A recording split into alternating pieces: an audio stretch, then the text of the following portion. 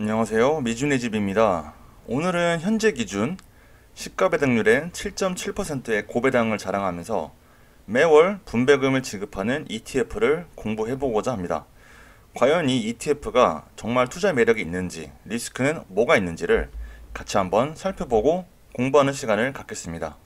이전에 2021년 2분기 미준의 집 배당 성장 포트폴리오를 리뷰하면서 포트폴리오 내 고배당 섹터의 새로운 종목을 고민하고 있다고 제가 말씀드린 적이 있습니다. 당시 AT&T를 전량 매도하면서 고배당 부분에 알트리아밖에 없어서 신규 종목을 탐색하고 있었는데 세 개의 후보 JEPI, NUSI 그리고 QYLD를 고민하고 있다고 말씀을 드렸습니다.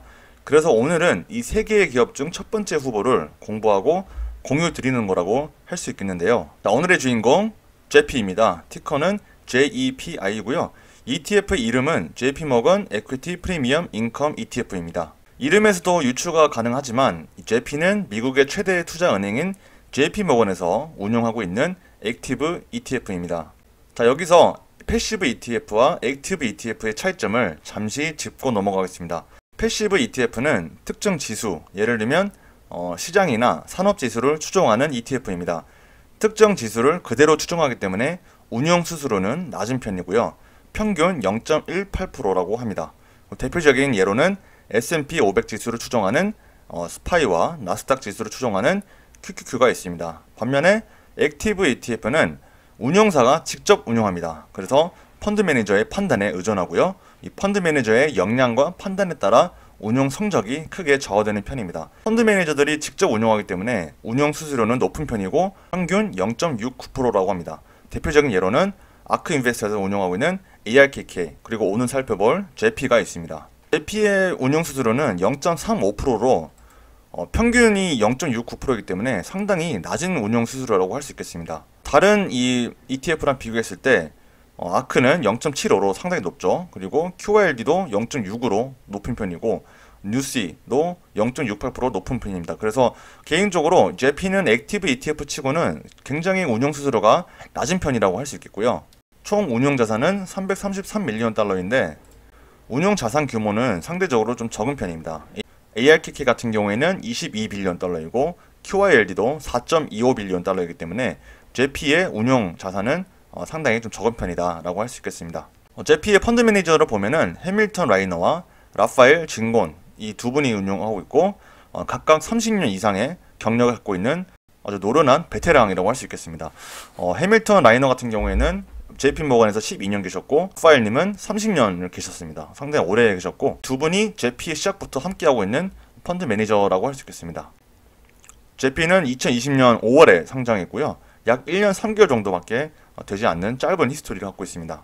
자, JEP의 투자 목적과 방향을 보면요. 일단은 이 JEP 홈페이지에서 제가 갖고 온 건데요. JEP의 운영 목표와 방향은 크게 세 가지라고 명시가 되어 있습니다. 하나는 시장 대비 뛰어난 수익을 얻는 거, 그리고 두 번째는 시장 대비 적은 변동성을 얻는 거, 그리고 세 번째는 월 단위 수익을 지급하는 거라고 합니다. 자, 펀드의 가치 상승을 통한 안정적이고 지속적인 월 분배를 창출하는 게 목적이고요. 옵션 프리미엄과 주식 배당금을 통해서 분배를 할 예정이라고 합니다. 그리고 저평가 주식 매입과 고평가 주식 매도를 통한 수익의 창출, 그리고 커버드 콜 옵션 전략을 통한 저변동성을 추구한다고 합니다. 그리고 투자 대상을 보면은 최소 80%는 이 배당을 지급하는 미국 대형주에 투자하고 있다고 하는데 JEP의 주식 포트폴리오 섹터를 보면은 기타가 15.4%로 가장 많고 그 다음에가 헬스케어, IT, 산업, 금융, 필수 소비재 순위입니다.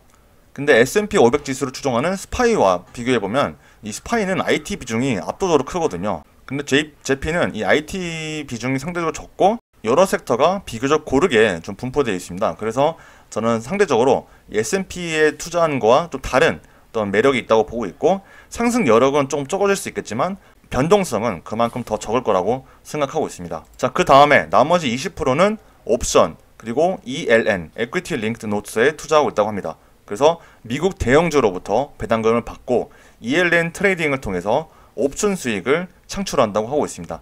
자, 여기서 이 Equity Linked Security가 뭔지 모르시는 분들이 좀 있을 것 같은데 이 ELN은 우리나라 말로는 주가 연계 증권이라고 하고요.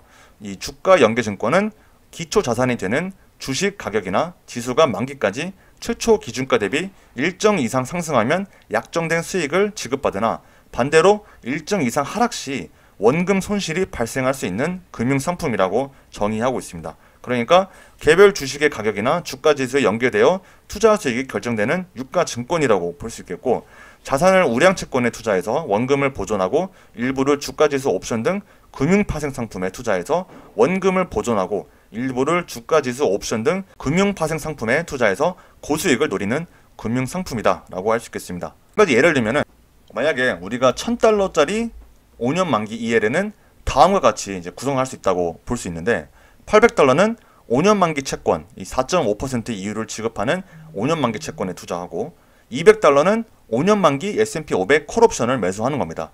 그래서 200달러의 S&P 500 콜옵션은 가치 상승 없이 만기될 가능성이 있고요. 이 경우에는 투자자는 원금인 1000달러를 받을 겁니다. 하지만 콜옵션의 가격이 상승한다면 원금의 1000달러와 콜옵션 투자 수익과 채권 이자가 투자자에게 귀속되죠. 그래서 이런 ELN이 이제 있을 수 있고, 이 경우에는 원금 보장, 이 Principal Protected라고 하는데 원금 보장 ELN의 예시라고 할 수 있겠습니다.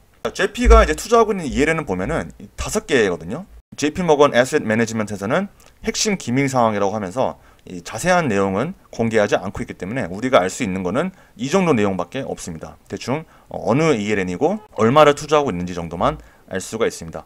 참고로 이 ELN은 이 톱 10 홀딩을 보면은 이렇게 이상한 이름을 갖고 있는 홀딩이 있습니다. 이게 이 5개 ELN을 의미하고요. 보시는 것처럼 비중이 가장 큽니다. 그래서 이 JP의 보유 종목을 보면은 ELN 5개와 대형 우량주 5개, 뭐 마이크로소프트나 구글, 트윗, 뭐 액센처 이런 기업들을 투자하고 있고, 이 ELN 5개와 대형 우량주 5개는 JP 포트폴리오의 약 24%를 차지하고 있습니다. 그리고 JP가 투자하고 있는 주식들을 보면은 서두에서 제가 말씀드린 대로 시가총액 순이 아니라 이 펀드 매니저의 스크리닝을 거쳐서 저평가된 대형주 위주임을 확인할 수 있습니다. 자, 그리고 아까 ELN을 설명하면서 이 커버드 콜을 얘기했는데, 이 커버드 콜 전략을 모르시는 분들을 위해서 좀 간단하게 설명을 드리겠습니다. 커버드 콜 전략이란 이 주식을 보유한 상태에서 콜옵션을 다소 비싼 가격에 팔아서 위험을 안정적으로 피하는 이 방식입니다. 옵션 없이 주식만 들고 있는 상태에서 주가가 하락하면 투자자의 손실이 커질 수 있죠. 근데 콜옵션을 동시에 팔면은 보유한 주식 가격이 하락해도 콜옵션을 매도하면서 받은 프리미엄만큼 손실이 보존됩니다. 또 주가가 상승하면 이 콜옵션 매도 부분에서 손실이 발생하지만 보유한 주식 가격의 상승으로 손실을 만회할 수 있습니다. 보통 커버드 콜 전략은 앞으로 주식시장이 보합세를 유지하거나 강세가 전망되어도 그 정도가 약하다고 볼 때 하락에 따른 손실을 줄일 수 있는 좋은 방법인데요. 자, 간단한 예시를 한번 좀 보여드릴게요. 일단은 미준의 집이 이제 아파트를 마련했다고 가정합시다. 열심히 재테크를 해서 드디어 제가 원하던 아파트를 이제 매수할 수 있게 되어서 기존에 보유하던 집을 이제 매도하려고 한다고 가정할게요.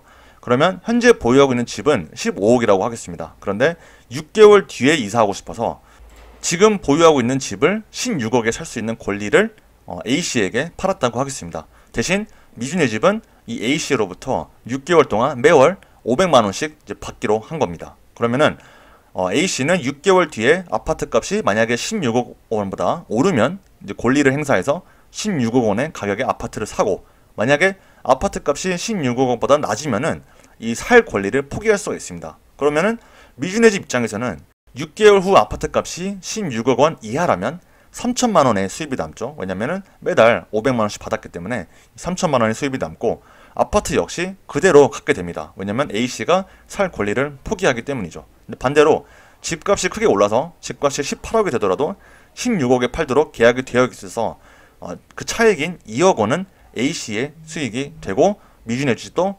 16억에 팔고 수익을 갖게 됩니다. 그래서 미준의 집은 아파트라는 자산을 두고 콜옵션을 매도한 것이고, 이것이 바로 커버드 콜의 개념이라고 할 수 있겠습니다. 그래서 커버드 콜의 장단점을 보면은, 일단 장점으로는 콜옵션 매도를 통해서 매수자로부터 프리미엄을 수취하기 때문에 일반적인 주식의 수익과 플러스 알파의 수익을 기대할 수 있어요. 그리고 이러한 전략을 사용하는 펀드의 경우에는 주기적으로 옵션 매도를 수행하기 때문에 옵션 매도를 할 때마다 프리미엄이라는 수익을 꾸준히 확보할 수 있습니다. 반면에 단점으로는 주식에 큰 비중을 두고 투자하는 상품인 만큼 주식 가격 변동에 따른 위험성이 상존하고요. 주식의 가격 하락 시에는 손실을 보게 되고, 주식이 급등할 경우에도 수익이 제한되는 그런 한계점이 있습니다.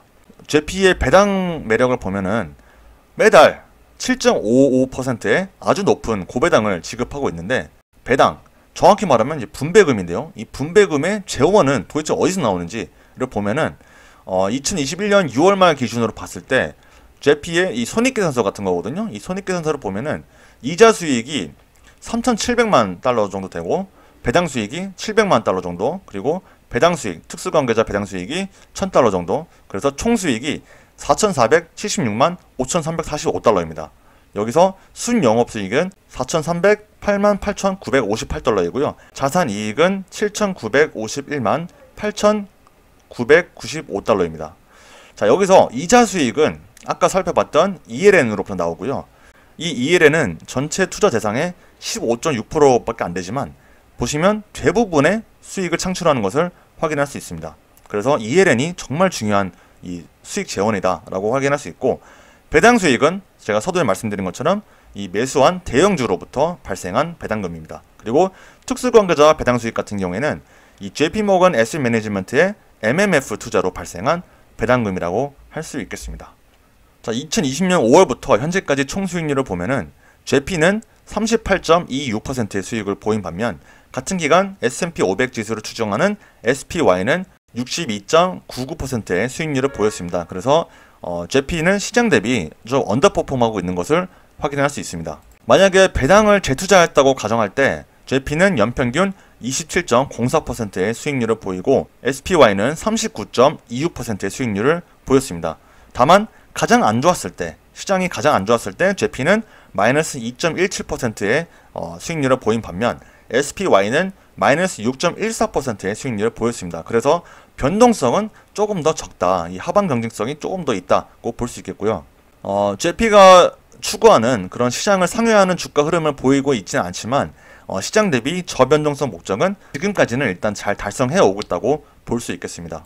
시장 대비 JP가 언더퍼폼하는 이유로는 일단은 특정 지수를 추종하는 패시브 ETF가 아니라 이 펀드 매니저의 역량과 투자 판단을 기반으로 하는 액티브 ETF이기 때문에, 사실 우리가 아무리 뛰어난 이 투자자도 매년 시장을 이기기는 쉽지 않거든요. 그래서 펀드 매니저가 직접 운용하는 ETF이다 보니까 시장을 이기기는 쉽지 않다. 그래서 시장 대비 언더퍼폼하는 이유라고 볼 수 있겠고, 또 시장이 하락할 때 이 커버드 콜 전략에 따른 주식 매도로 인해서 손실이 발생했기 때문이라고 볼 수 있겠습니다.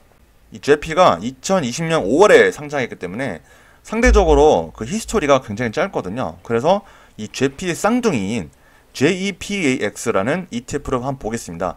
이 JEPAX라는 ETF를 보면 JP모건 에퀴티 프리미엄 인컴 펀드 클래스 A라고 되어 있는데, 이름도 거의 똑같죠. 그래서 거의 똑같은 ETF입니다. 이 보유 종목도 보면은 ELN에 투자하고 있고, 투자하고 있는 이 주식도 거의 똑같습니다. 그래서 쌍둥이 주식이라고 볼 수 있는데, 이 JEPX 같은 경우에는 2018년 8월 31일에 상장했습니다. 그래서 JP보다는 한 2년 정도 더 빨리 성장했습니다. 시장과 비교했을 때 JEPX는 연평균 11.28%의 수익률을 보였고, 같은 기간 SPY는 17.99%의 수익률을 보였습니다.